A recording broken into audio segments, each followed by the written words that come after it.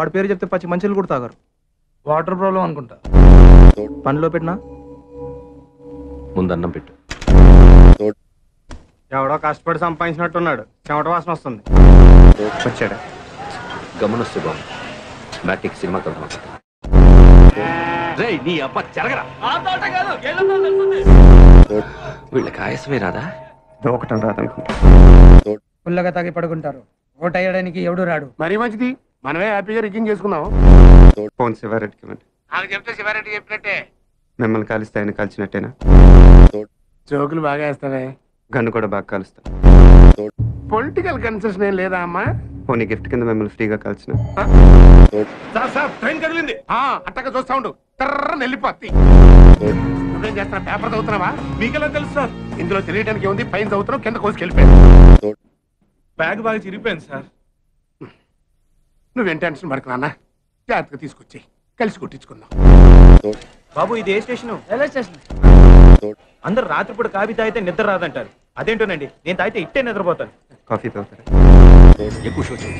Passengers ఎవరిని disturb చేయి. అదే ఇటుందనుకో, నువ్వు వెళ్ళిపోతుంటే మాకు ఇంకా బాగుంటుంది అర్థం. దానికి కష్టపడి వెల్కమ్ రాయటం ఎందుకు? బై అంటే సరిపోద్ది కదా.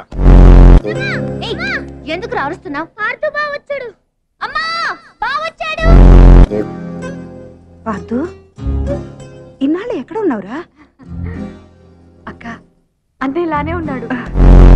బయటంటే వంటింట్లో కాదు, వాకిట్లో. ఏట్రా అరటిపళ్ళు కాస్త మంచి చూస్తే అవద్దు. వస్తున్నారండి, అమ్మాయి వస్తున్నారా?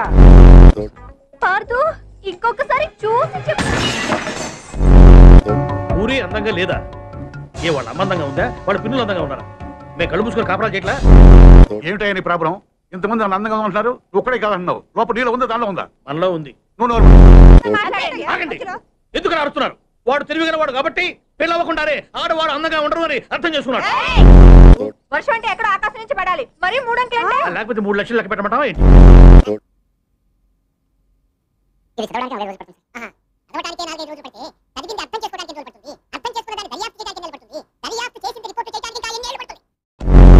అసలు ఫస్ట్ వైఫ్ పేరా? నేను 2 మనుషులు పంపిస్తాను, వాళ్ళు చెప్తారులేమ్మా.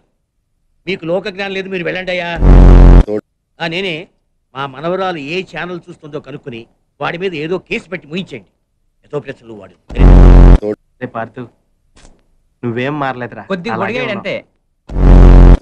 నువ్వు ఊరు వదిలిన కాడి నుంచి బెంగతో సాయంత్రం ఇప్పుడు భోజనం కూడా చేయట్లేదు తెలుసా? అదేంటి, డాక్టర్ కదా మానేమన్నాడు, నువ్వు లావు అయిపోతున్నావని. చదువుకున్న వాళ్ళంతా టీచర్లు అయిపోయారు, చదువుకున్న వాళ్ళంతా స్కూల్ ఎట్టేశారు. తెలివైన వాళ్ళు అప్పులు ఇచ్చి వ్యాపారం చేస్తున్నారు, తెలుగు తక్కువ వడ్డీలు కట్టి వ్యవసాయం చేస్తున్నారు. అలా బయటికి వెళ్ళి కాఫీ తాగి దమ్ము కొడదాం రారా. ఒక్క నిమిషం, అత్తకి చెప్పొస్తా. ఇప్పుడు చీరట్ల గురించి ఆవిడకి ఎందుకు? సాంబార్ తప్పుగా ఉంది. గ్లాస్ మార్చండి, సాంబార్ దగ్గర మంచినీళ్ళు ముంచి తినేస్తున్నాడు. చాలా రోజులు అయిందిరా ఇక్కడికి వచ్చి. అప్పున్నావా? చెప్పరా. వద్దు, ఈడైతే లాయర్ లాగా ఈడైపోయి చెప్తాడు, నేనైతే జడ్జి లాగా అందరి వైపు చెప్తాను. ఏం చెప్పినా నా వైపు చూసి చెప్పు.